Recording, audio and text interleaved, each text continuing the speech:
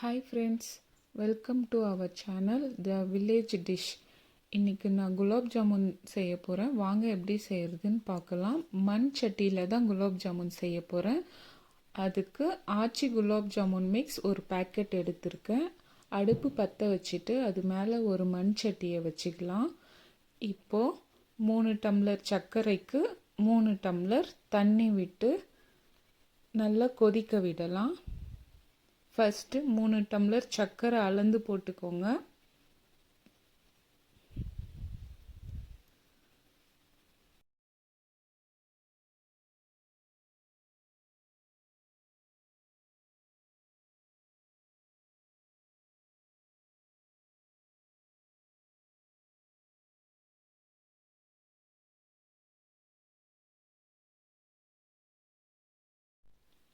மூணு டம்ளர் சர்க்கரை சேர்த்தாச்சு. இப்போது 3 டம்ளர் தண்ணி சேர்த்துக்கலாம்.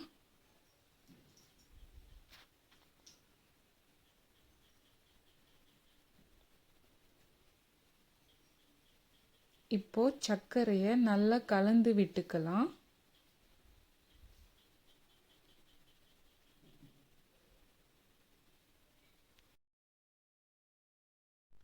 நல்லா கலந்து விட்டுட்டு ஒரு தட்டு போட்டு மூடி வச்சுக்கலாம். பாகு கொதிக்கட்டும். இப்போ ஓப்பன் பண்ணி பார்த்துக்கலாம். பாகு கொதிக்குது. இப்போது ஏலக்காய் தூள் இருந்தால் ஏலக்காய் தூள் சேர்த்துக்கோங்க.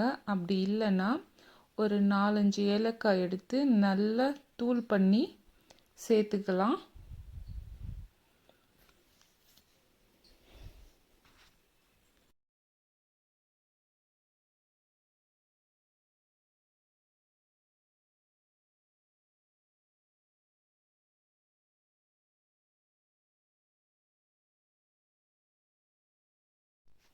ஏலக்காய் தூள் சேர்த்து நல்லா கலக்கி விட்டுக்கலாம். பாகு நல்லா கொதிக்கணும். கையில் தொட்டு பார்க்கும்போது ஒரு பிசு பிசுப்பு தன்மை வரணும். அப்புறம் இறக்கி வச்சுக்கலாம்.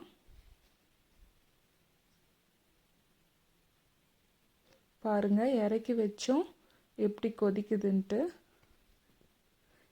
இப்போது ஒரு மண் வாணல் வச்சுக்கலாம். எண்ணெய் சேர்த்துக்கலாம்.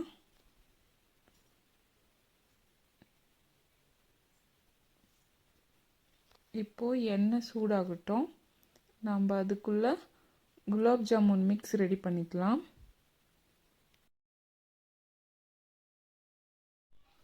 ஒரு பாத்திரத்தில் ஆச்சி குலாப் ஜாமுன் மிக்ஸை சேர்த்துக்கிறேன். இப்போது இதை தண்ணி விட்டும் பிசையலாம், பால் சேர்த்தும் பிசையலாம். நான் தண்ணி சேர்த்து பிசைஞ்சிக்கிறேன். கொஞ்சம் கொஞ்சமாக தெளித்து ஒரு சப்பாத்தி மாவு பதத்துக்கு பிசைஞ்சு எடுத்துக்கலாம்.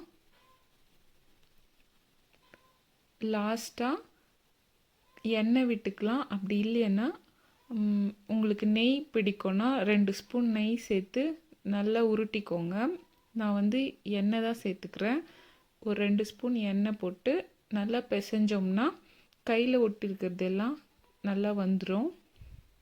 பாருங்கள், இந்த மாதிரி நல்லா பிசைஞ்சிட்டு ஒரு 2 மினிட்ஸ் அப்படியே இருக்கட்டும். அதுக்கப்புறம் சின்ன சின்ன உருண்டையாக உருட்டி எடுத்துக்கலாம். நல்லா வெடிப்பு இல்லாமல் நல்லா உருட்டணும். எண்ணெய் தொட்டுக்கோங்க. கொஞ்சம் எண்ணெய் தொட்டு உருட்டுனிங்கன்னா வெடிப்பு வராது.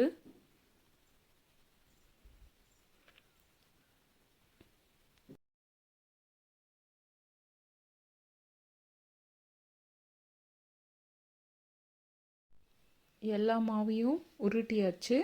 இப்போது எண்ணெயில் போட்டு பொரிச்சு எடுத்துக்கலாம்.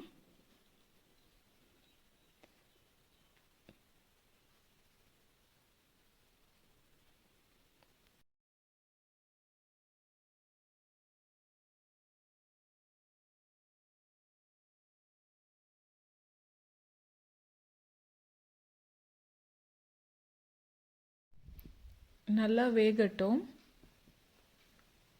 நல்லா வெந்து ஒரு ப்ரௌன் கலரில் வரணும். ஒரு பக்கம் வெந்த அப்புறம் இன்னொரு பக்கம் நல்லா திருப்பி விட்டுக்கலாம். பாருங்கள், ஒரு பக்கம் ப்ரௌன் கலர் ஆயிடுச்சு, இன்னொரு பக்கம் ஒயிட்டாகவே இருக்குது. அதனால் நல்லா கலந்து விட்டுட்டு அதுக்கப்புறம் எடுத்துக்கலாம். அவ்வளோதான், கலர் வந்துருச்சு. இப்போ நம்ம எல்லா ஜாமுனும் எடுத்து போட்டுக்கலாம்.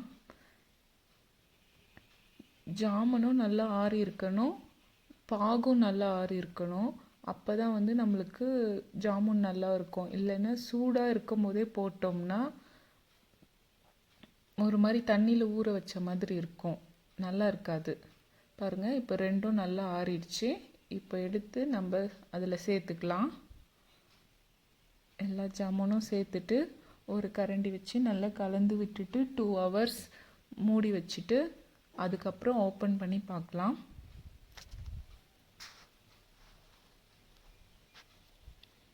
பாருங்கள், 2 hours கழித்து ஓப்பன் பண்ணுறேன், எப்படி ஜாமுன் நல்லா ஊறி இருக்குன்னு சொல்லிட்டு.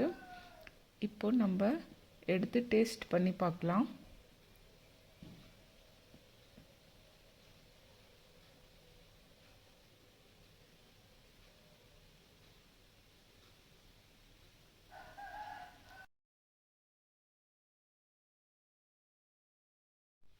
அதை எடுக்கும்போதே தெரியுது அது எந்த அளவுக்கு ஊறி இருக்குது நல்லா அப்படின்னு சொல்லிட்டு.